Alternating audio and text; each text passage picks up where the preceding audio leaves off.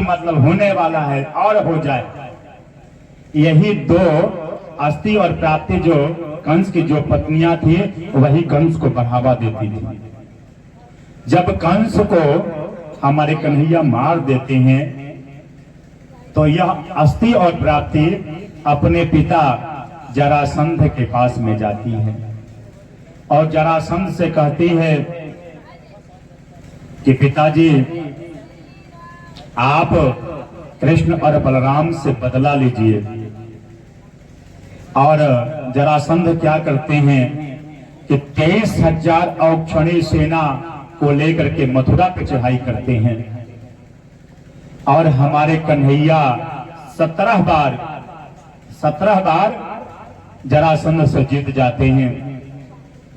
18वें बार क्या करता है जरासंध कि 11,000 ब्राह्मणों को बंदी बनाता है अपने कारागार में और सबसे कहता है सुनो ब्राह्मणों, अगर मैं कन्हैया से जीत गया तो आप लोगों को बहुत सारा धन दूंगा, अगर मैं हार गया तो जानते हैं कि मैं आप लोगों के साथ क्या व्यवस्था करूंगा। आपका तो जय जय श्री सीताराम हो जाएगा और आपके परिवार का भी जय जय श्री सीताराम हो जाएगा। जब यह बात ब्राह्मण सुनते हैं तो कन्हैया को याद करते हैं, कहते हैं कन्हैया तुम हम लोग को बचाओ। इधर कन्हैया अंतर्यामी है, भगवान जो होते हैं ना वह अंतर्यामी है। भगवान ब्राह्मणों के बात को समझ जाते हैं, कहते हैं कि कुछ भी हो मेरा अवतार ब्राह्मण की रक्षा करने के लिए होता है, संत का रक्षा करने के लिए होता है, गौ की रक्षा करने के लिए होता है, गंगा की रक्षा करने के लिए होता है, धर्म की रक्षा करने के लिए होता है। जो भी हमारे भक्त हैं सबकी रक्षा करने के लिए हमारा जन्म होता है। मैं तो रक्षक हूं और हम सब लोग कहते हैं कि तुम ठाकुर मेरे, तुम रक्षक मेरे। आरती हम लोग गाते हैं तो बोलते हैं ना, तुम हो एक अगोचर सबके प्राणपति हो स्वामी सबके प्राणपति। हे कन्हैया आप तो सबके प्राणपति हैं, आप सबके ठाकुर हैं, आप सबके रक्षक हैं, इसलिए हम लोग की भी रक्षा कीजिए, ब्राह्मण कहते हैं। और युद्ध भूमि के मैदान में जरासंध खड़ा है और एक रथ पे बलराम जी सारथी बने हुए हैं और कन्हैया रथ के ऊपर हैं, युद्ध करने के लिए खड़े हैं। और जैसे ही ब्राह्मणों की आवाज को सुनते हैं, ब्राह्मण अपने रक्षा के लिए प्रार्थना करते हैं। बलराम जी से कहते हैं भैया अगर हम लोग रण छोड़ करके भाग जाएं तो कितना अच्छा रहेगा। बलराम जी कहते हैं अरे कन्हैया ये तुम क्या बोल रहे हो भाई, अरे हम लोग चंद्रवंशी हैं, हम लोग यादव वंशी हैं, हम लोग यदुवंशी हैं। अगर हम लोग भाग जाएंगे रण छोड़ करके तो समाज क्या कहेगा, क्योंकि जो यदुवंशी होते हैं वह धर्म की रक्षा करने के लिए, ब्राह्मणों की रक्षा करने के लिए अपने प्राणों की आहुति कर देते हैं। लोग क्या कहेंगे। तो कन्हैया कहते हैं कि यही तो मैं बोल रहा हूं, यही तो बोल रहा हूं मैं। अरे हम लोगों का जन्म धर्म की रक्षा करने के लिए हुआ है। अरे 11,000 ब्राह्मण इस समय परेशान हैं और मुझे याद कर रहे हैं और कह रहे हैं कि हमारी रक्षा करो। अरे बलराम भैया ऐसे भी लोग मुझे कोई माखन चोर कहता है, कोई चित चोर कहता है, कोई चीर चोर कहता है, एक और नाम जुड़ जाएगा मेरे नाम के सामने। लोग कहेंगे कि कन्हैया जरासंध से डर करके रण छोड़ करके भाग गया, यही लोग कहेंगे। और कन्हैया रण छोड़ करके भाग जाते हैं। जोर जोर से जरासंध चिल्लाने लगता है, रणछोड़ रणछोड़ रणछोड़ रणछोड़। नाम पड़ता है रणछोड़ राय।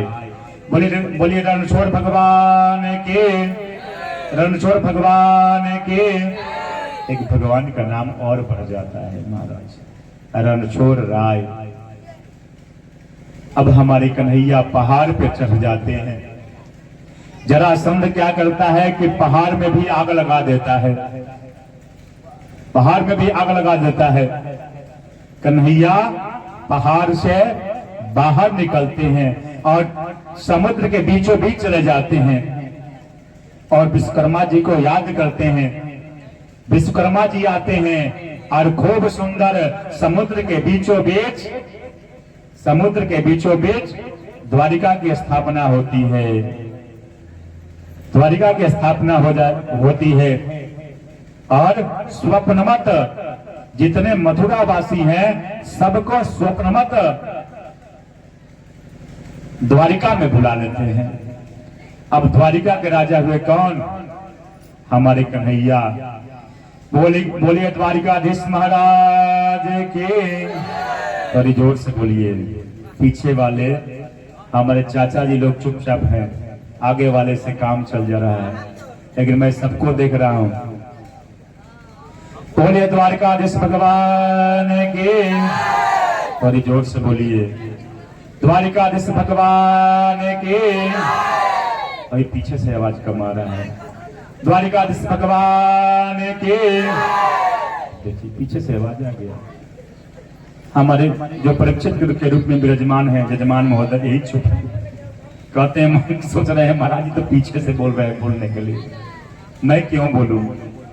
प्रेम से बोले द्वारिकाधीश महाराज के, द्वारिकाधीश महाराज के। हम द्वारिका के राजा हो जाते हैं हमारे कन्हैया। अब छोटे भाई का विवाह कैसे हो गया महाराज? पहले तो बड़े भाई का विवाह होना चाहिए ना। तो एक राजा है, रेवत नाम की एक राजा है, जिनकी कन्या है रेवती। रेवती के साथ हमारे बलराम जी का विवाह हो जाता है। अब बलराम जी का विवाह हो गया महाराज, अब कन्हैया जी का विवाह होना चाहिए। तो आइए हम लोग कन्हैया जी के विवाह की तरफ बढ़ते हैं। राजा सिद्ध भीष्म को नाम विदर्भाधिपतिर्महान, तस्य पंचाभवन पुत्रा कन्यैका चवरानना। कुंदनपुर के राजा हैं राजा भीष्मक। इनके 5 पुत्र, जिनमें सबसे बड़े हैं रुक्मी। और राजा भीष्मक को पुत्री चाहिए, इसलिए ब्राह्मणों के कहने पर यज्ञ अनुष्ठान करते हैं और यज्ञ अनुष्ठान के द्वारा मैया नहीं रुक्मिणी जी प्रकट होती हैं कमल के पत्ते पर। बोले रुक्मिणी मैया के, रुक्मिणी मैया के, रुक्मिणी मैया के। इसके बाद जब रुक्मिणी जी बड़ी होती हैं तो राजा भीष्मक के जो ज्येष्ठ पुत्र हैं रुक्मी, वह